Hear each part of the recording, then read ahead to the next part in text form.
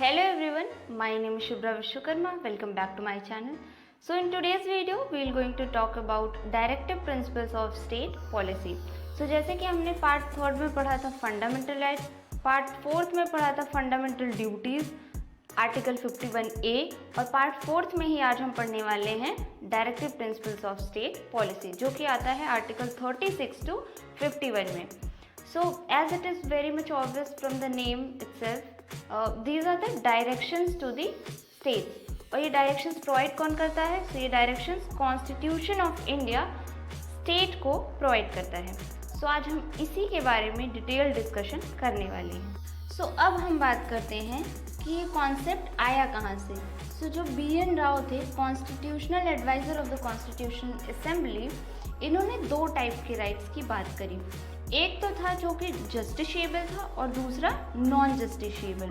सो justiciable जो rights थे उन्हीं को फंडामेंटल राइट्स के रूप में इनैक्ट किया गया और जो नॉन जस्टिशिएबल राइट्स थे उन्हीं को DPSPs के रूप में इनैक्ट किया गया. जैसे कि हमने फंडामेंटल राइट्स की बात की थी, तो फंडामेंटल राइट्स कहाँ के कॉन्स्टिट्यूशन से लिया गया था? तो वो था US कॉन्स्टिट्यूशन से. ठीक उसी तरीके से DPSPs कॉन्स्टिट्यूशन ऑफ आयरलैंड से बोरो किया गया है. अब DPSPs को नोवेल फीचर्स किसने कहा? तो वो थे doctor BR Ambedkar. So DPSPs denotes the ideals that the state should keep in mind while formulating policies and enacting laws. So these are kind of constitutional instructions or recommendations to states in legislative, executive and administrative matters. So these are kind of instrument of instructions. So जो इनका main feature है वो है ये non justiciable है. Non justiciable का क्या मतलब होता है कि ये लीगली इन्फोर्सिएबल नहीं है. अगर इनका स्टेट मतलब ये जैसे स्टेट के लिए काइंड ऑफ रिकमेंडेशंस हैं, इंस्ट्रक्शंस हैं, लेकिन अगर मान लो स्टेट इन चीज़ों को फॉलो नहीं करता है, तो अगर स्टेट इन चीज़ों को फॉलो नहीं करता है, वायलेट करता है, तो भी आप सुप्रीम कोर्ट या फिर हाई कोर्ट को अप्रोच नहीं कर सकते. जैसे कि हम फंडामेंटल राइट्स के केस में डायरेक्ट आर्टिकल 226 या आर्टिकल 32 के थ्रू सुप्रीम कोर्ट या फिर हाई कोर्ट को हम अप्रोच कर सकते थे. They seek to establish economic and social democracy by welfare state. So इनका मेन मोटिव जो DPSPs का है वो है justice, liberty, equality and fraternity को इस्टेब्लिश करना और लोगों को इकोनॉमिक सिक्योरिटी प्रोवाइड करना, जो कि वेलफेयर स्टेट का मेन मोटिव होता है.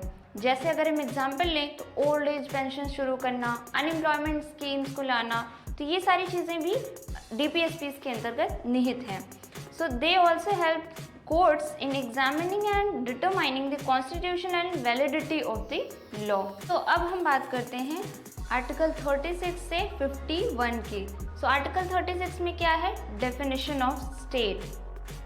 आर्टिकल 36 कहता है, जो हमने फंडामेंटल राइट्स में आर्टिकल 12 पढ़ा था, जो स्टेट की डेफिनेशन उसमें दी गई है, सेम वही डेफिनेशन DPSPs में भी एप्लीकेबल होंगी. सो इसमें स्टेट की डेफिनेशन क्या दी गई है?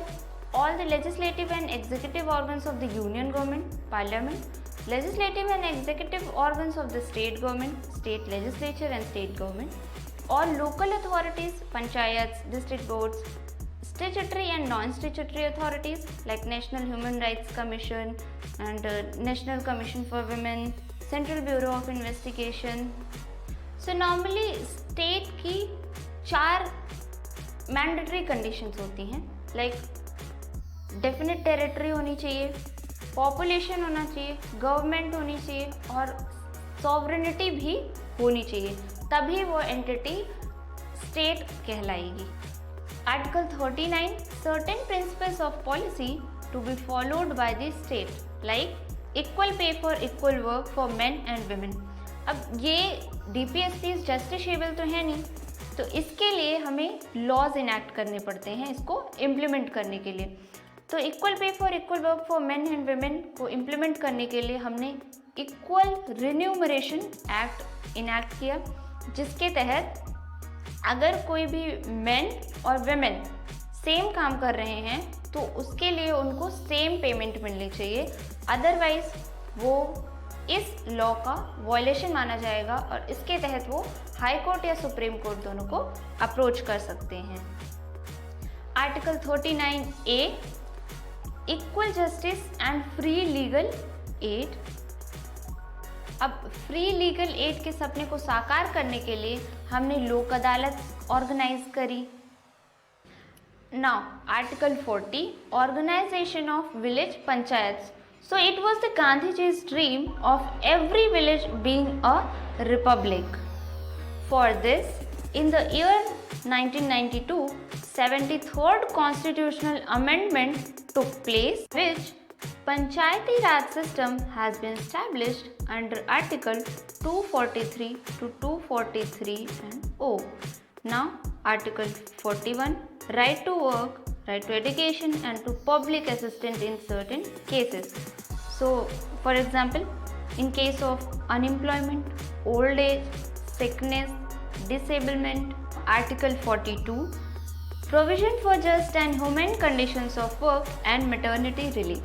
So, in case of maternity relief, Maternity Benefit Act of 1961 has been enacted to implement this particular DPSP. So now Article 43, living wage etc. for workers. So यहाँ पर एक चीज़ नोटिस करने की ये है कि लिविंग वेजेस के अंतर्गत हेल्थ, एजुकेशन जैसी चीज़ें भी आती हैं। सो आर्टिकल 43 में ही promotion of cottage industries in rural areas भी आता है। सो लिविंग वेजेस के कॉन्सेप्ट को साकार करने के लिए मिनिमम वेजेस एक्ट ऑफ 1948 आया, बॉन्डेड लेबर को एबॉलिश किया गया, child and adolescent and labour prohibition and regulation act of 1986 आया। Now article 43A, participation of workers in management of industries. So this particular article has been inserted in DPSP by 42nd Constitutional Amendment Act of 1976. Now, Article 43B, promotion of cooperative societies. So, this particular article empowers to formation of cooperative societies, autonomous functioning and management. So, this particular DPSP has been inserted by 97th Constitutional Amendment Act of 2011. See you in the next video where we will discuss from Article 44 to 51. And also we will discuss why DPSPs are non-justiciable. Next we will discuss few new DPSPs and then what is the conflicts between fundamental rights and DPSPs, and lastly difference between fundamental rights and DPSPs. Thanks for watching. Bye.